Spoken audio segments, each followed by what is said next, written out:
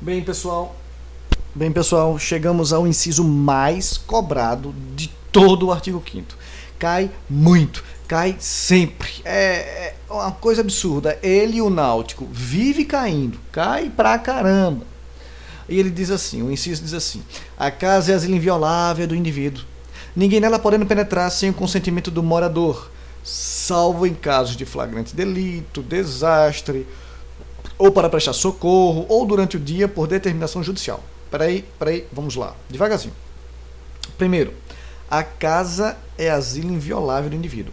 Casa aqui está no sentido amplo. Casa aqui está no sentido amplo, meus amores. A casa não é só onde fulano mora, mas sim todo e qualquer lugar onde fulano tenha o ânimos, a intenção de permanecer. Por exemplo, o quarto de um hotel. Eu viajo com uma certa frequência, na verdade eu viajo todos os meses para dar palestras ou cursos para servidores públicos ou para concurso mesmo, em cursinhos de outros estados, e sempre fico em hotéis, obviamente. Pois bem, eu sempre fico poucos dias nesses hotéis, mas enquanto eu estiver lá, aquele quarto de hotel ele é inviolável. A camareira até entra, porque ela pressupõe, ela pode sim presumir que eu quero trocar toalha, lençol, essas coisas, mas se eu botar lá aquela plaquinha não perturbe, nem a polícia pode, sem as hipóteses que veremos aqui, violar o quarto. Certo? E é no sentido amplo também, porque não é só o teu quarto, não é só a tua casa, não é só a tua casa de praia, é também o teu domicílio profissional. O domicílio profissional, casa aqui é no sentido tão amplo, que é o domicílio profissional também. Então, o escritório do advogado, o consultório do odontólogo, o escritório do contador, a cozinha para o chefe, deixa-me ver o que mais, a sala de aula para o professor, tudo isso é exemplo. Todos esses são exemplos de domicílios profissionais, é verdade, invioláveis. A pergunta que eu te faço aqui é: e o taxista? E o caminhoneiro? Eles trabalham no táxi, trabalham no caminhão. Eles são invioláveis? Sim ou não? Sim ou não? Não. Não. Bens móveis. Bens móveis são violáveis. Bens móveis são violáveis. Certo? Então o taxista, já pensou o taxista numa blitz? Aí a PM diz assim: olha, estamos procurando um fugitivo, desça aí e abra a mala. E o taxista poderia dizer assim: não, desço não abra a mala, você não pode fazer nada porque eu sou inviolável. Não, pelo amor de Deus. Não, de jeito nenhum. Pode violar, pode violar o táxi. O caminhoneiro, vamos imaginar, a alfândega para eles assim: olha, o que é que você está levando aí? Desça, abra o caminhão baú, abra o baú que eu quero ver a sua mercadoria e ver a nota fiscal. E o caminhoneiro diria assim: não vou fazer isso não, porque eu aqui dentro sou inviolável. Inviolável é um escambau. Mesmo sendo o domicílio profissional deles, bens móveis são violáveis. Violáveis. E antes que alguém me pergunte: Nelson, mas e o trailer? E o trailer? Bom, depende. Vou te mostrar dois casos. Vê o que é professor. Vê se isso aqui não é professor. Isso aqui é professor. Dois casos. Olha esse primeiro caso. Olha esse primeiro caso desse primeiro trailer, senhoras e senhores. Vê essa imagem. E me diz, eu vou voltar aqui para que você possa ver que o cara colocou o Honda Civic dele atrás, ó, rebocando o Honda Civic, as bicicletas das crianças. Tá aqui o reboque, tá vendo? E tá indo. Isso é um trajeto, uma pista, uma outra estrada, certo? Percebe? Eu te pergunto, esse trailer é um trailer violável? Ó, o bonitão Gianecchini é o garoto propaganda. Não, esse não é Gianecchini, não. Esse trailer aí, nesse caso especificamente, meus amores, o trailer está sendo usado como bem móvel ou imóvel? Móvel, não é? E se é móvel, é violável. Violável. Certo? Agora, dá uma olhadinha nesse outro trailer.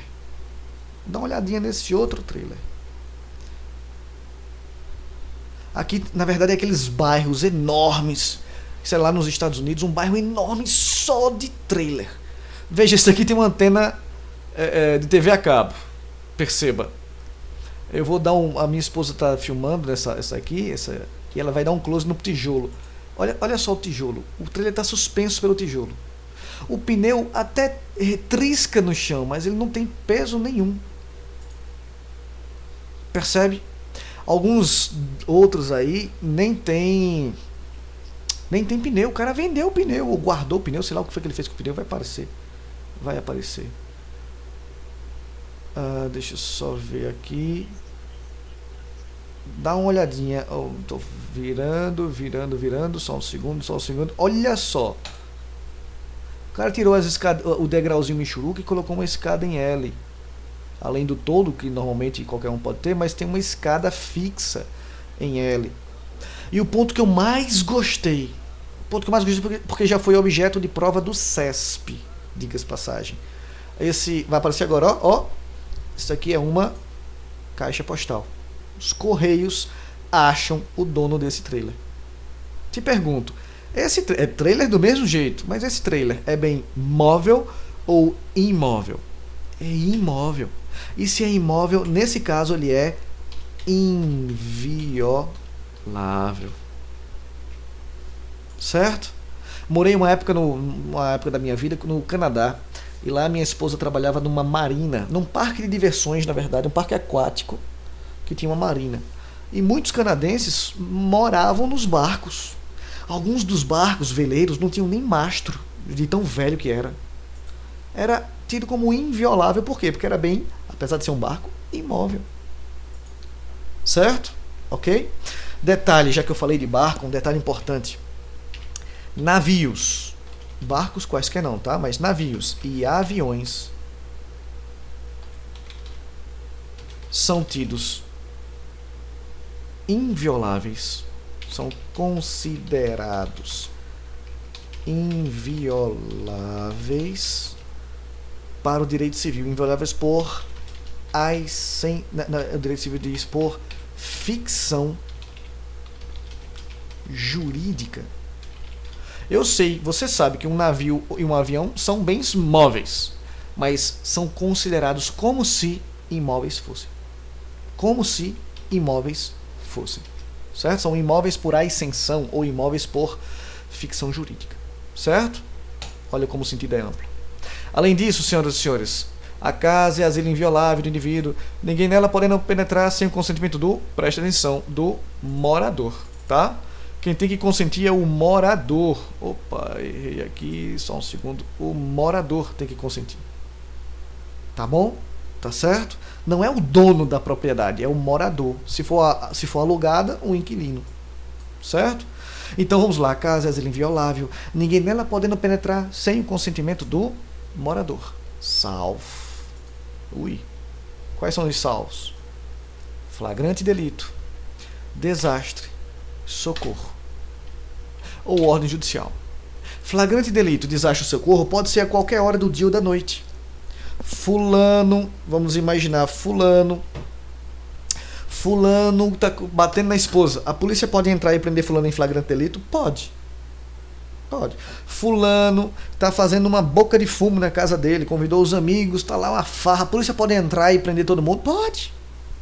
Claro que pode. Flagrante delito. Tá certo? Desastre, vamos lá. Um incêndio de grandes proporções. Há um incêndio de grandes proporções e o melhor ponto para o bombeiro apagar esse incêndio é da tua varanda. Mas já é noite, é tarde, ai meu Deus, a gente volta amanhã. Não, ele arromba a tua porta.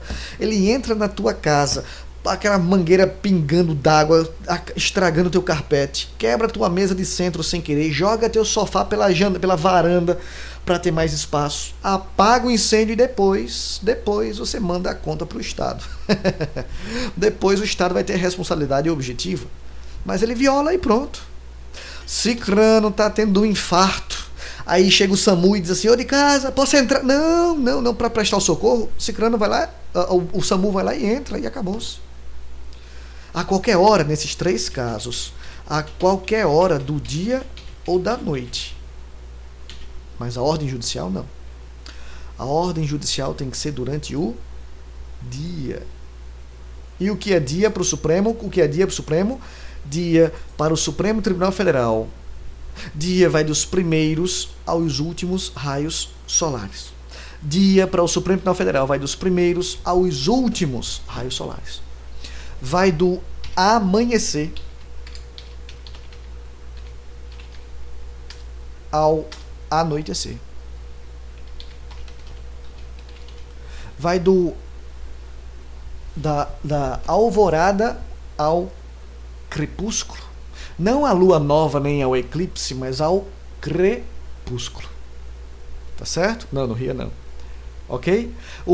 Se você estiver estudando processo civil ou processo penal, você vai ver que lá nessas submatérias, nessas matérias de menor importância, o importante para eles é o ato processual. O ato processual, eles dizem assim, o ato tem que ser feito de 6 da manhã às 6 da noite. Mas aqui não é o ato processual. Aqui eu estou falando de violação de domicílio. E se é de violação de domicílio, meus amores, não dá para estabelecer uma hora fixa. Não dá para dizer assim, é de 6 às 6, porque nós vivemos num país de dimensões continentais. 6 da manhã em Recife já é dia há muito tempo. Aliás, no verão, 4h30 da manhã já é dia há muito tempo. 6 da noite no inverno aqui em Recife, já está tudo escuro. Certo? Agora, se eu olhar para o Mato Grosso do Sul, eu morei uma época em Ponta Porã. Eu não sei se aqui tem alguém de Ponta Porã, não lembro agora. Se tiver, linda cidade. Lá em Ponta Porã, para quem não sabe, fica no sul do Mato Grosso do Sul. E lá é engraçado, lá no verão, o sol se põe mesmo lá pelas 10 da noite. Quem é do Nordeste vai ficar, não vai nem acreditar no que eu estou dizendo, mas eu quero que um caminhão passe por cima de você se eu estiver mentindo. O pessoal aí do sul do país pode confirmar isso para mim. O William Bonner termina o Jornal Nacional lá. Boa noite. As letrinhas começam, o Jornal Nacional está terminando e o sol ainda está alto. Só vai se pôr mais ou menos uma hora depois do fim do Jornal Nacional. Certo? Aqui em Recife, se não tiver aula, quando ele diz boa noite, eu já estou de meias pronto para dormir. Já é escuro há muito tempo. Certo? Ok? Então, recapitulando, a casa é a asilo inviolável do indivíduo. Casa é no sentido amplo. E só pode ser violado, no caso, bens imóveis são violáveis, né? Só os bens móveis são violáveis, né? Mas a casa só pode ser violada com autorização do morador. Salvo flagrante, desastre e socorro, nesses casos pode ser a qualquer hora do dia ou da noite. Ou ordem judicial, mas ordem judicial durante o dia, que vai dos primeiros aos últimos raios solares. Certo? Com muita atenção para o escritório de advocacia. O escritório de advocacia tem um detalhe que é importantíssimo para alguns concursos, não todos, mas para alguns. O artigo 7º do Estatuto de Advocacia, do Estatuto da OAB, diz que o escritório de advocacia ele tem uma super inviolabilidade. Opa! Uma super inviolabilidade.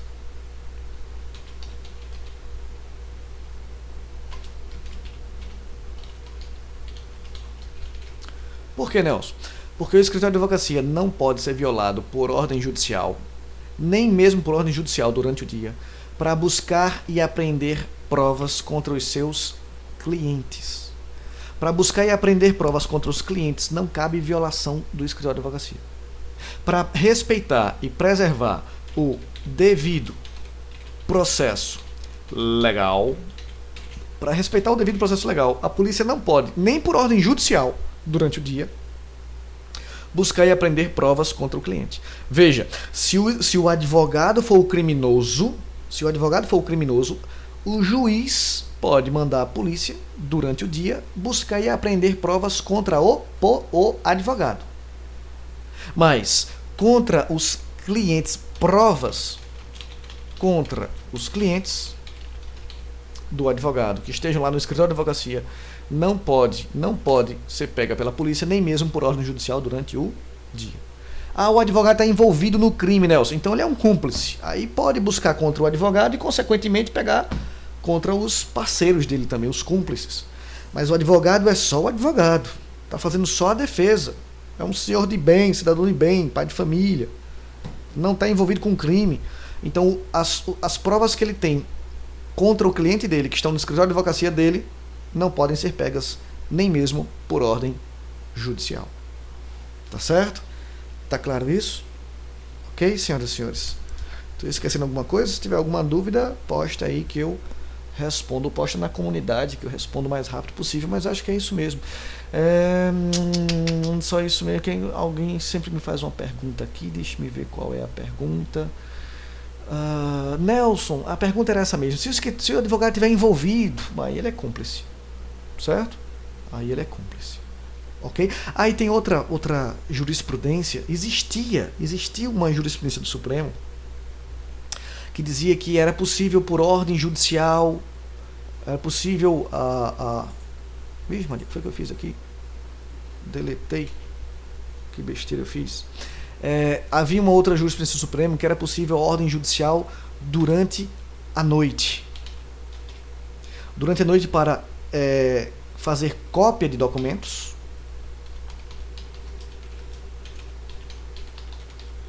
e para fazer para implantar escutas ambientais. Era o que dizia a jurisprudência. É possível ordem judicial durante a noite, porque escutas ambientais o cara tem que estar lá. O camarada, a polícia, como é que se diz?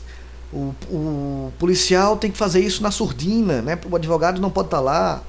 O odontólogo não pode estar lá, o contador não pode estar lá. Não, veja, essa jurisprudência, meus amores, não existe mais. Essa jurisprudência de crimes ambientais, essa jurisprudência de fazer cópia de documentos, blá, blá, blá, essa jurisprudência não existe mais. Tá certo? Ordem judicial, o Supremo, o Pleno do Supremo, pacificou o entendimento, dizendo que a ordem judicial tem que ser durante o dia. E pronto. E prio. E dia vai do amanhecer ao anoitecer. É isso que temos hoje em termos de jurisprudência. Tá certo? Tá claro isso? Bom, com base nisso, saio do inciso 11 e vou para o 12, mas só no próximo vídeo. Chego já.